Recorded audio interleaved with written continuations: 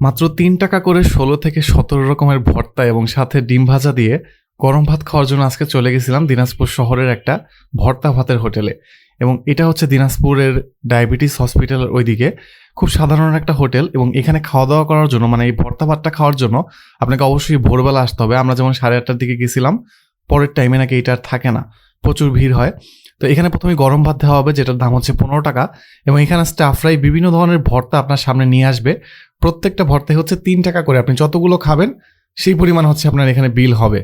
তো প্রত্যেকটা ভর্তায় আসলে প্রচুর পরিমাণে টেস্ট ছিল, ভালো টেস্ট। ডিম ভাজাটাও ভালো ছিল।